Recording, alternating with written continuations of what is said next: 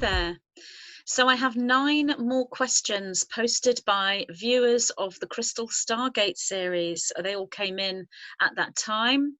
So I'm going to go through these really quickly, like I did with the 20 questions, and not go deeply into each concept. Each question, each concept could be a whole series in itself, as every single question opens up a new series of questions. Some of these are comments rather than questions, but I'm going to present them anyway. So there are 9 here. 9 questions for the 9, or rather for me, with help from the 9 if I am unable to answer them myself. So, starting with number 1, can you please explain why indigo energy is you explaining something to us, and why crystalline energy is, say, looking at artwork or mandalas? Is one frequency more visual and one more communicative? Yes, you've answered the question. So indigo energy is about fire, the warrior, the analysis, the male path. So the indigo would be someone talking, explaining, analyzing, doing, taking action. It's very sort of pineal gland centered. It is as I've said, the warrior path, the path of the one who does, who takes action, who raises the sword, who stands with Excalibur. So someone explaining something, it's that indigo energy that they're using. It's the male path. It is the left brain, the left hemisphere of the brain, because it's using analysis and logic. So the crystalline energy is the flowing, the feminine, the experiential, emotional, spiritual, enlightened aspect, the crystalline. So someone looking at artwork and something like a mandala, and allowing that artwork or that mandala to activate them and give them keys and codes, they would be using a crystalline frequency through the artist's frequency. No words, no analysis, just viewing. Again, it's pineal gland work, but it isn't using the analysis. It's bypassing the mind and the left brain and going right to the right hemisphere of the brain. So me explaining something and you being triggered from that is an indigo pathway, and looking at mandalas and artwork and sacred geometry is a crystalline energy, but they merge together because we need the left and the right hemisphere of the brain. We need the feminine and the masculine. So that is the response to your question. Question 2, completely different subject. Do we have to drink our own urine to ascend? The answer to that is an emphatic no, you do not. You do not have to drink your own urine to ascend. You never have to drink your urine. If you don't want to do that, you never ever have to do it, and you can absolutely ascend without doing this. Having said that, it is one of the tools one could call an assistance, a tool, or an accelerant. So it's like saying, do we need crystals to ascend? Well, they're really, really helpful, and I would advise anyone to use them, but do you need crystals to ascend? Absolutely not. Do you need other people to ascend? No. You could be living in a little hut on the river and never ever see another soul, and you would still go through an ascension process. It wouldn't be the same as this collective movement, but you would be part of it. So you don't have to drink your urine to ascend. It's a tool. It's an acceleration tool. It's not right for everyone.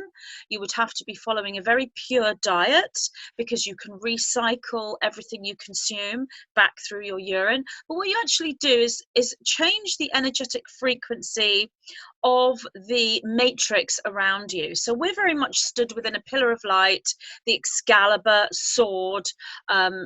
It's vertical, so we go upwards into the cosmos, the heaven realms, and downwards into the earth, or through the earth, or into the center of the earth, and anchor oneself into the lower realms, as in directional, not in frequency. So we stand in balance within that pillar. When we consume our urine, and this is just one of the ways of recycling energy, what we actually do is we take that pillar of light and we turn it into a circle, and we circle it round and back to us. So we are actually moving into a circular frequency in our life, in our rhythm, in our pattern. When we do this, this can be very, very helpful, because what it can do is show oneself to oneself.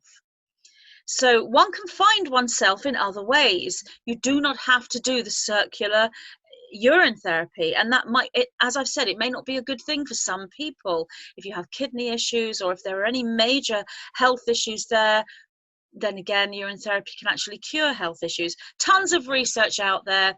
I do have a video on urine therapy that I uploaded 9 or 10 years ago. So you can go and search for that on my channel, which will give you more information directly from the 9. But the answer to that question is no, you do not have to drink your own urine to ascend. Question 3, must we fast for ascension? Again, the answer is no, you do not have to fast for ascension. Having said that, is it a helpful tool? Is it an accelerant? Absolutely. It's an accelerant to Kundalini. It's an accelerant to awareness and awakening and ascension. So it's a tool one can use, but you don't have to do it. Ascension can still take place. Fasting can make things easier for a great number of individuals, but not everybody.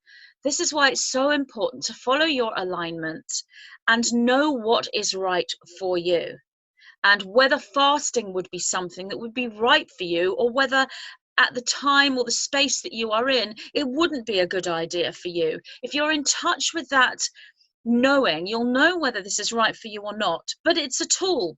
You don't need it. You can ascend without fasting.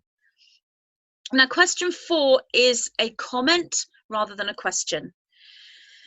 So, comment 4. I don't think this work should be done until an individual is clear and detoxed and has moved through their trauma.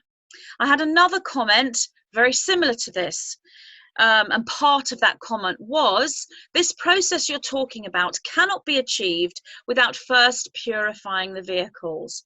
The answer to both of these comments, or the response to both of these comments, is correct. It's true.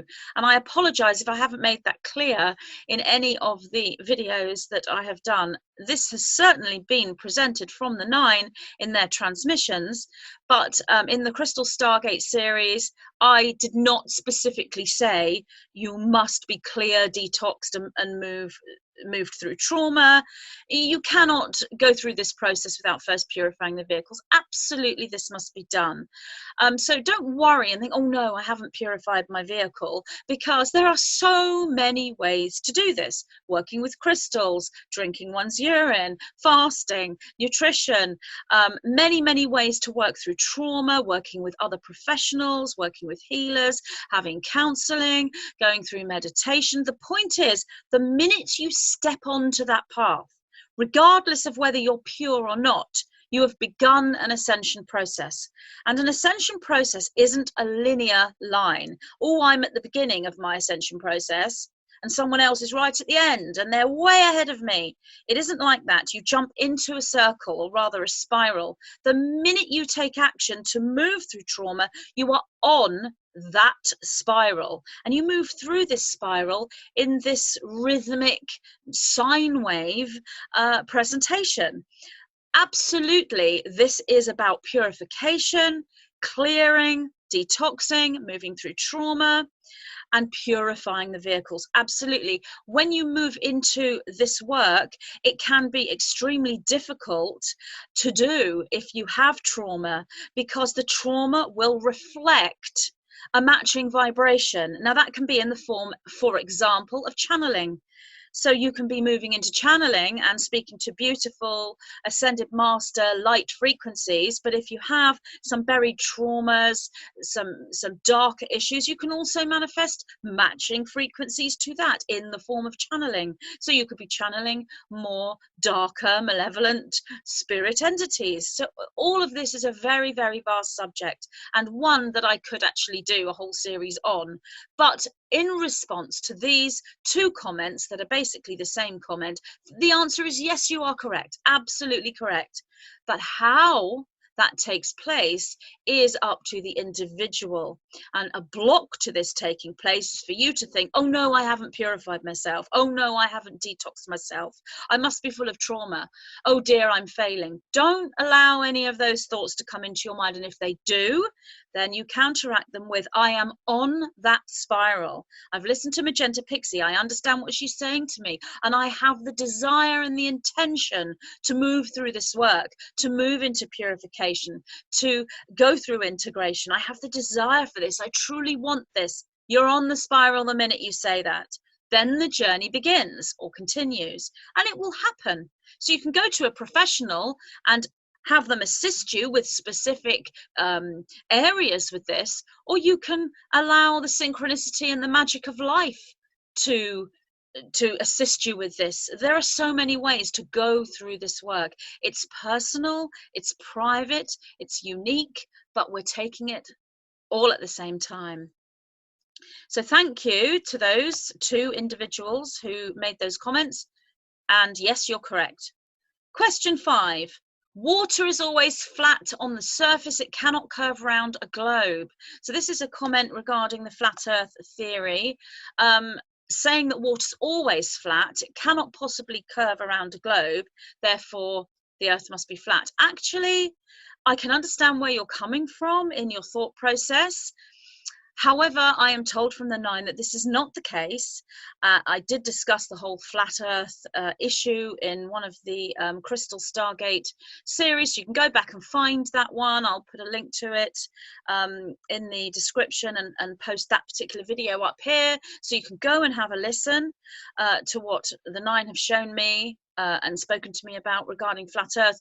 But as I said in that video, the template, the birthing template for planetary systems is spherical.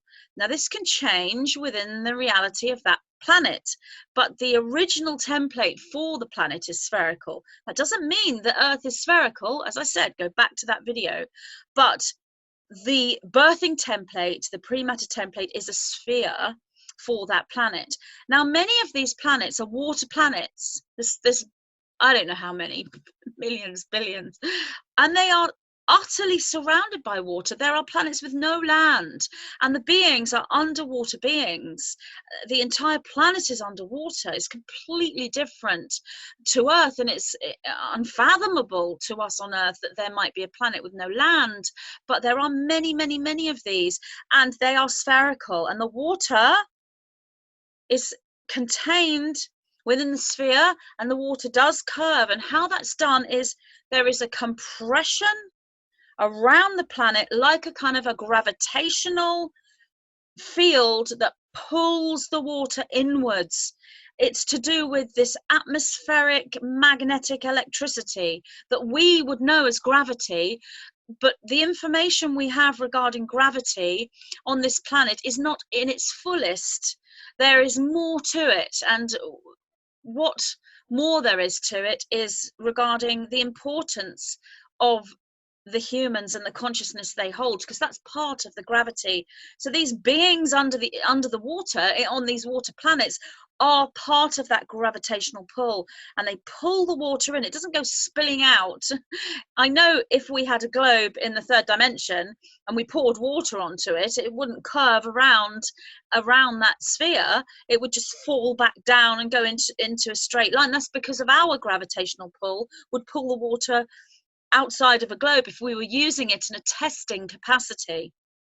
But when it comes to planetary systems within the multiverse and this, cosmic cosmos of reality, there are water planets, and water is pulled inwards. And so it's not that the water is curving, it's that the frequency is pulling it into a spherical shape as it's attaching itself to the planet due to this force field of some kind. So that's what the 9 tell me about that, but more information is within the flat earth video that I just mentioned. Question 6. Again, this is a comment rather than a question. I have a different concept of form and no form. Form is matter, which is condensed energy. Thus, energy is a category of form. Formless to me is simply consciousness, without matter or energy. A human is a combination of avatar, animated matter, and spirit or consciousness. So this concept is utterly correct and fully in alignment with the teachings from the nine. So what I would say here to the first sentence is, actually, you do not have a different concept of form or no form. We hold the same concept because your concept is correct and absolutely in alignment with mine. What is different is the description of form and no form and the semantics, as in the words used. So form is matter, which is condensed energy. Thus, energy is a category of form. Completely agree, nothing that can be changed there. Formless to me is simply consciousness without matter or energy. This is where semantics comes in. So energy can be perceived as having form because it's condensed energy, as in matter is condensed energy, therefore you have energy. But if you move to your final sentence, a human is a combination, formless to me is simply consciousness without matter or energy. What the nine would say, and what the nine have taught me, is consciousness itself, while it's accurate to perceive it without matter or energy, when you say energy is matter which is condensed energy, that is also the same thing as consciousness. Consciousness is matter that's made up of condensed energy. So consciousness has energy too. And I think the issue here is the semantics of the word energy. What is meant by energy? Is it matter or is it antimatter? As in, is it form or is it no form? And the nine would say it's both. Energy can be no form. Consciousness without matter or energy could be construed as energy. And your final sentence, a human is a combination of avatar, animated matter, and spirit or consciousness. True, a human is matter and antimatter. So we are saying the same thing. The issue here is the word energy and the word consciousness. Semantics, they can be interchangeable. They can be used differently. Now, in your perception, the person who wrote this comment, energy and consciousness are two different things. I would agree with this, but what the nine would say to me is, looking at the mind focus of the consciousness of the star seeds, one is looking at the perception of the star seeds on a collective level. And within that, consciousness and energy are used interchangeably, they are used differently, and they are used to mean the same. So that is where we have different explanations. However, as I said, I utterly agree with everything you said, and it was explained very well, and it's very helpful to present a different perspective of the exact same thing. So thank you. Question 7 is again a comment, and a really long comment. I'm going to go through this as quick as possible because, as I said, I have 9 questions here. So number 7, which is a comment or a series of comments, flat Earth, the plane. It would explain it as the solar system, basically flat with a wobble, is representative of the Earth plane. So yes, this is another perception of flat Earth, completely different to the perception that I explained in the Crystal Stargate series, the video that I've just mentioned, which came from the 9. But this would be another perception of where flat Earth comes from, as in a plane rather than a planet. So solar system rather than the planet itself. Another viewpoint here that's also accurate and worth looking at. Then you went on to say, like islands or a cosmic galactic chakra. Absolutely, completely agree. So we're using metaphor here to show these different presentations in matter of what this whole flat Earth theory, belief system, some people didn't like to call it a belief system. That's fair enough. For you, it's a paradigm. It's not a belief system. So yes, I can understand that as well. Whether you want to call it a belief system, a paradigm, a fact, all of those are correct for wherever you are in your own consciousness and your own reality bubble. So this individual is saying here, my perspective anyway, Then moving on to talk about the infolding, also discussed in the Crystal Stargate series. The infolding also can be represented by the supernova. Yes, where the star or sun collapses into itself. Well, the 9 would say that's what we do. We do the same thing. So the collapsing of the sun or star that becomes supernova, that is what we are doing when we go through Stargate Ascension. We are going supernova. That's what we are doing, because we are stars, we are stargates. So it's exactly the same thing. If you want to know the process, you can research how a supernova, how a star or sun becomes supernova. That's what we are doing. I know stars and suns are different. So they collapse into themselves, forming a neutron star or a black hole.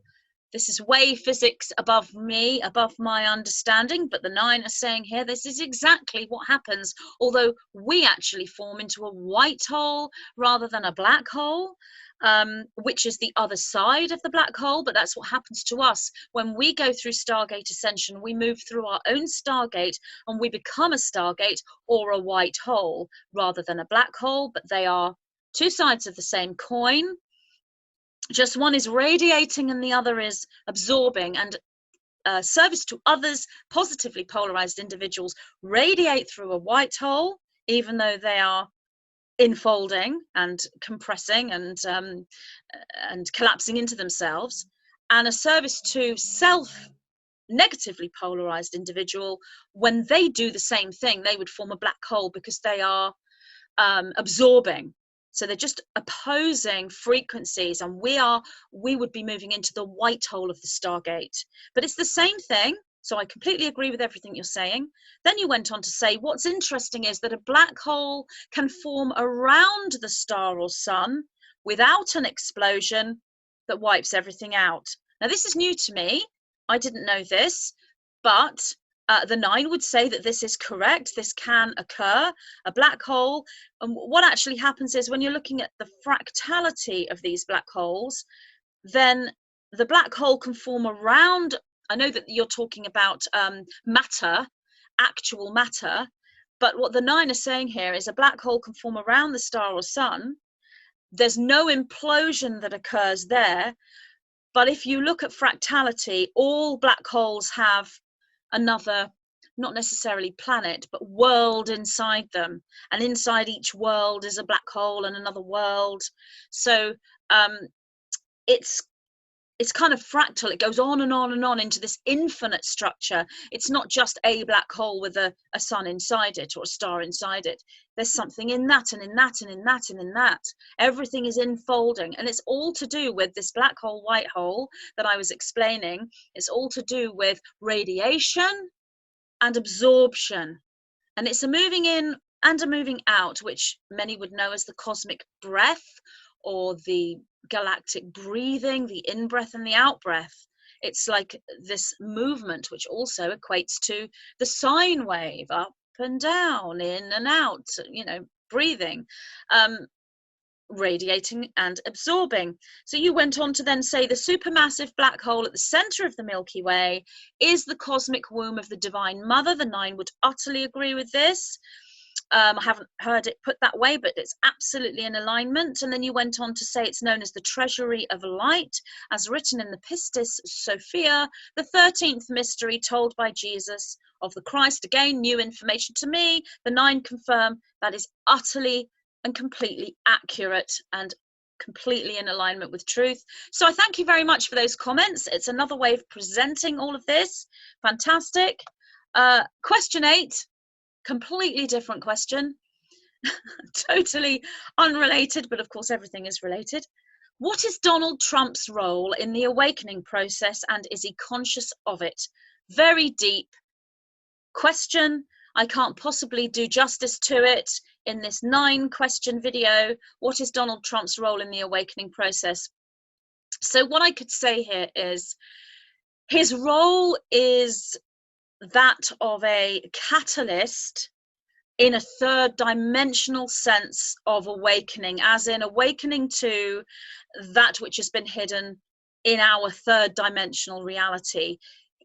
obviously it's all in alignment with higher awakening, as the third dimensional reality is awoken to third dimensional issues, then fourth, fifth, sixth. It's all it all filters on top of one another. It's all a connected stream of dimensional energy, if you like. So Donald Trump's role would be awakening to that which is hidden within the third dimension, delivering truth. Is he conscious of it? Yes, he is on a third dimensional level. He's conscious of his role in the awakening process when it comes to third dimensional delivery of truth, but he's not focused on it. He's focused on doing the job. He doesn't really think to himself, oh, I have a role in the awakening process. He thinks to himself, I'm the president of the United States and I have a job to do, and I'm sitting in this negative system, negative structure, and I need to get to the bottom of what's been going on and deliver justice to the American people. That's how he sees it. He doesn't really look at his roles beyond America that much. He knows that it's probably going to feed off into other countries, but really it's like, I'm the president of America. And my job is to heal America and make America better. And he doesn't even see it really as a healing. He sees it as, it's my job. This is my business. He does see it as a role, but he doesn't necessarily sit there and think to himself, this is my divine mission. That may have crossed his mind on the odd occasion. It may have crossed his mind in a dream or in a fleeting moment, or he may have heard other people say it. He has heard other people say it. And he's probably pleased to hear it and thinks that, yeah, it may be true. But his mind isn't necessarily within the higher dimensions all the time. His mind isn't looking at his awakening role. He doesn't necessarily see himself as a light bearer.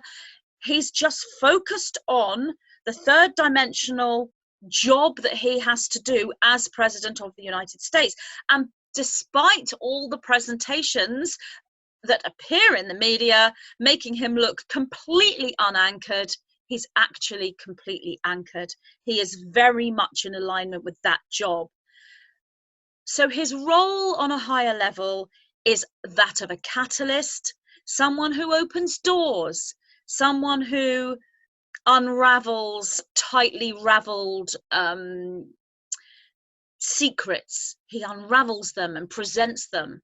And he's got several roles within that. The actual awakening process, as in the ascension, it's not something he would focus on. So is he conscious of it on a physical level? In the third dimensional way of thinking, not really, but it's crossed his mind. But he doesn't focus on it. It's a distraction to focus on it. Within a higher self aspect, absolutely, because this is a contract that he came in to fulfill, and the higher self aspect of him is aware. But has he activated his DNA? Not really in that sense, in the way the starseeds have. Is he a starseed? Yes, he is, from that point of view, because he's within a positively polarized service to others vibration. But as I've said before, he hasn't come into full polarization, so he is on the positive side without necessarily fixing himself within that. But there really isn't much service to self within him, in the sense of a service to self negatively polarized vibration, but he does have some service to self characteristics. However, they are useful to him in his role as president of the United States. So I hope I've kind of answered that. As I said, this is a really deep question, and I could just do, hours and hours talking about that. So I've answered that as briefly as possible. Final question, which again is pretty much a comment, sort of a comment and a question. Number 9, it sounds as though compression, implosion is essentially a singularity. And the answer to that is yes. And if we go back to the previous comment here, talking about the infolding can also be represented by the supernova, where the star-sun collapses into itself, forming a neutron star or a black hole. That's the same thing as a singularity. So the 9 would say a black hole with the white hole being on the other side is the singularity, because it's the central point. So one has these in the universe, within the cosmic galactic matter, and one has this within us. We have the singularity within us. It's known as if you've read my books, the Transmissions from the 9, this is known as the pivot point. The 9 also call this a nexus point, a central point. It is the solar plexus point within the body, but it also adjoins the heart chakra in a positively polarized individual. It's simply the solar plexus adjoining the sacral chakra in a negatively polarized individual, but it all stems from the solar plexus energy center or chakra. And that compression, that implosion, is a singularity. You're correct. So much more could be said about these questions and comments, but I just wanted to come on and go through these quickly. And there you have it. There's the responses to 9 questions and comments. All came in around the time of the Crystal Stargate series. So thank you very much for listening, and I hope you enjoyed this video. And as I said, these responses should trigger more questions within you, and if they do, then that's a good thing, because they've assisted in your own triggering and your own thought process. So thank you so much for listening, and I will see you again. Bye.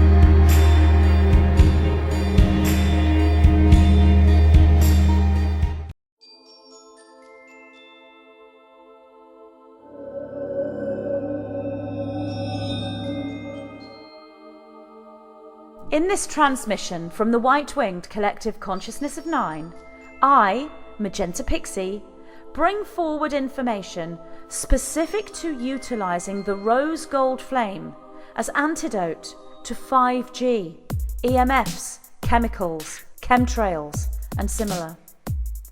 The presented template utilises the Schumann resonance, and the technique is alchemical unification. In this book, the 9 discuss synchronicity, discernment skills, and understanding of discordance and disharmony within truth and lightworker communities. They present a workable model of expression, assisting the spiritual explorer in creating a necessary toolkit. This allows the individual to construct a shield, bringing safety, harmony, expansion, and cohesive sovereignty into their own personal reality and their matrix field. I am pleased to present my new short book, The Black Box Program and the Rose Gold Flame as Antidote.